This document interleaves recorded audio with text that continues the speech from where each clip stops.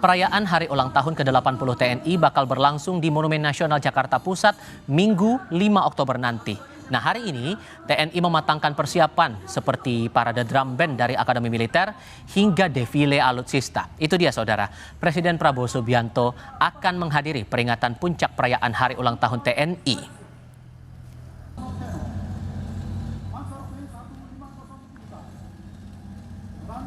Kami bahas lebih lengkap soal ini bersama para narasumber bergabung lewat sambungan dalam jaringan, anggota Komisi 1 DPR RI fraksi PAN Slamet Aryadi dan pengamat militer Khairul Fahmi. Selamat sore semuanya dengan Tifal, apa kabar? Selamat sore, alhamdulillah baik. Terima kasih semua sudah bergabung dalam diskusi kali ini.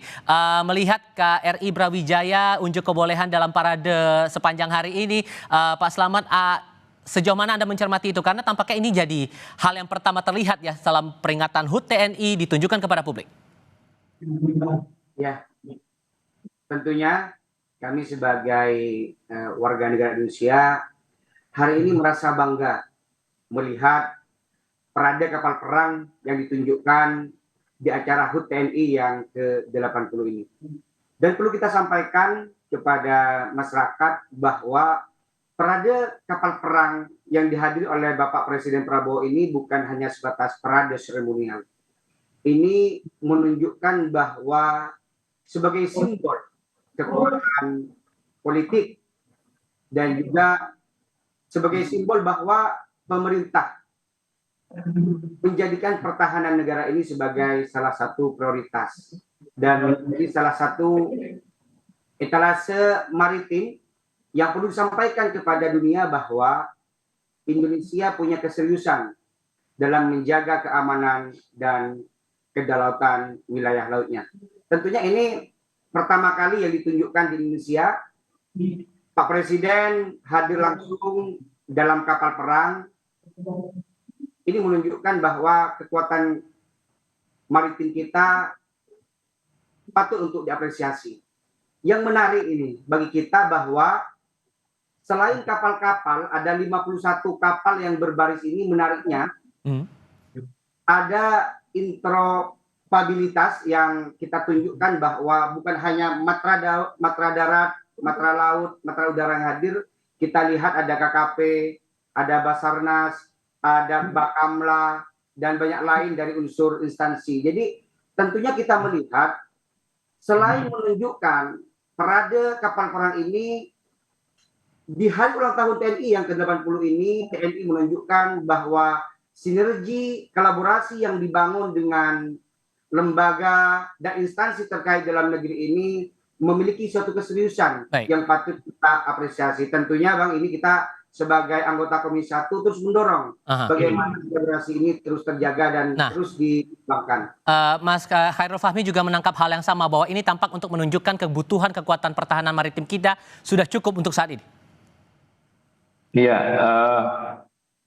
parade ini menurut saya bukan sekedar pertunjukan kekuatan, tapi penegasan kesiapsiagaan. Ya, ada 3 lapis makna. Ya, yang pertama soal sinyal deterrence, kehadiran KRI Brawijaya, kekuatan terbaru kita, itu menunjukkan bahwa TNI AL punya daya tangkal yang nyata di laut, gitu ya, baik terhadap ancaman tradisional maupun non tradisional.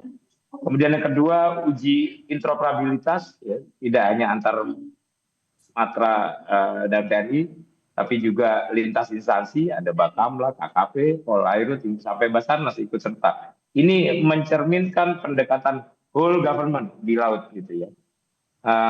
Ketiga, ini membangun kepercayaan publik, rakyat bisa menyaksikan secara langsung kekuatan maritim kita siap digunakan, ya baik untuk perang, patroli keamanan maupun misi-misi kemanusiaan, termasuk untuk penanggulangan bencana. Ini saya kira penting. Dan kehadiran Presiden itu saya kira bukan hanya seremoni, tapi juga bentuk inspeksi langsung ya dari kapal komando. Presiden bisa menyaksikan manuver kapal permukaan, kemudian ada kapal selam yang tampil, kemudian juga ada operasi penerbangan laut. Ini kan memberikan pesan bahwa Presiden sangat menaruh perhatian pada pembangunan kekuatan maritim sebagai pilar pertahanan sekaligus diplomasi Indonesia.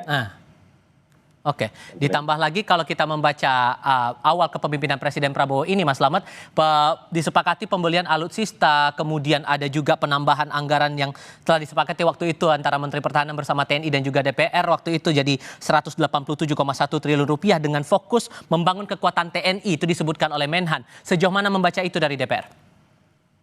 Ya, kita melihatnya dari sisi anggaran bahwa kita melihat dalam isi pidato Bapak Prabowo Subianto dalam rapat APBN tahun 2026 bahwa beliau menyampaikan ada 8 agenda prioritas yang menjadi konsen untuk APBN tahun 2026.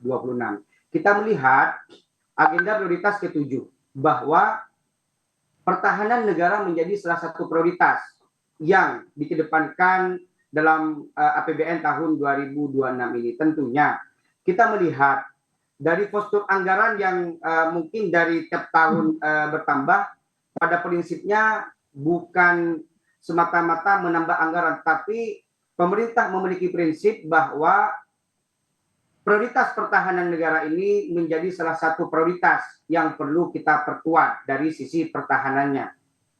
Karena kita melihat hari ini dalam Perpres saja, Perpres 85 tahun 2025, bahwa Kemhan diberikan tambahan tugas oleh Bapak Presiden Prabowo, yaitu berkaitan dengan farmasi pertahanan dan juga berkaitan dengan intelijen pertahanan. Jadi dalam anggaran ini, dalam rupiah yang digunakan untuk tahun 2026 ini, semata-mata digunakan untuk menjaga pertahanan dan kedaulatan negara kita. Karena ketika berbicara tentang pertahanan, bukan lagi tentang melihat dari sisi alutsista. Di situ juga ada SDM yang harus kita perkuat, profesionalisme prajurit, juga berkaitan dengan teknologi, juga berkaitan dengan penguatan kesehatan dan intelijen. Tentu ini menjadi konsen kita bagaimana anggaran di tahun 2026 ini difokuskan untuk meningkatkan pertahanan negara kita. Dan untuk sektor atau pemahaman publik menyangkut pembangunan kekuatan TNI itu, Mas Khairul, sejauh mana publik harus paham di sini? Ya, tentu publik harus memahami bahwa istilahnya kehadiran maritim yang kredibel ini memperkuat banyak hal, ya. Diplomasi salah satunya, ya, dengan armada yang siap ini Indonesia bisa lebih percaya diri, ya, di meja perundingan, sekaligus juga lebih dihormati di kawasan.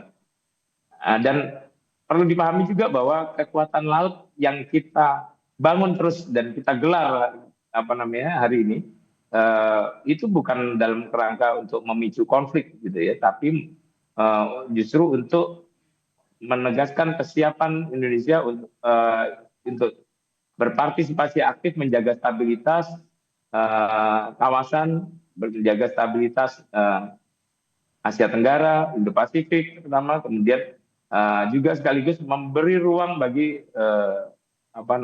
diplomasi untuk bisa bekerja di ruang politik untuk memastikan kawasan yang tetap kondusif gitu. Nah, kemudian saya juga melihat bahwa dari sisi interoperabilitas gitu ya, ini kita lihat ada kehadiran tadi ya, ada kehadiran kapal-kapal Bakamla, KKP, Polairut sampai Basarnas. Ini kan juga menegaskan bahwa ya, urusan keamanan laut, keamanan maritim ini memang tidak bisa ditangani oleh TNI saja. Gitu.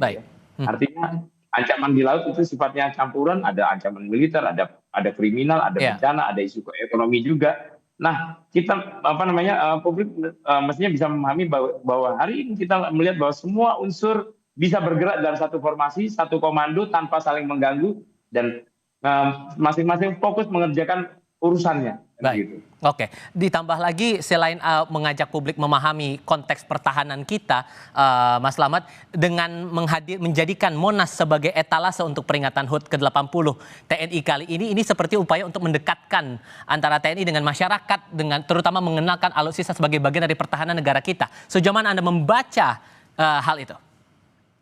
Ya, kalau kita melihat dari tema yang diangkat oleh TNI hari ini di HUT TNI ke-80 ini adalah yang pertama TNI Prima, TNI Rakyat, Indonesia Maju.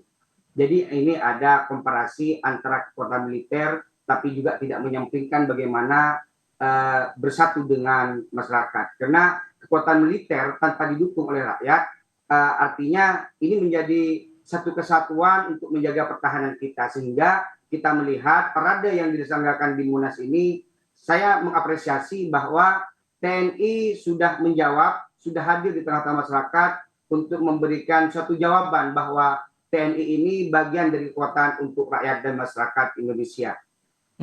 Dan dengan semangat untuk memperkuat pertahanan kita, pembelian alutsista sedang dimaksimalkan juga lewat penambahan anggaran ini, Mas Khairul. Yang perlu dipahami juga soal pertahanan kita ini kemana lagi arahnya untuk prospek kita ke depan? Iya, dari sisi pembangunan kekuatan saya kira ada 4 hal utama ya. Pertama, kesiapan alutsista,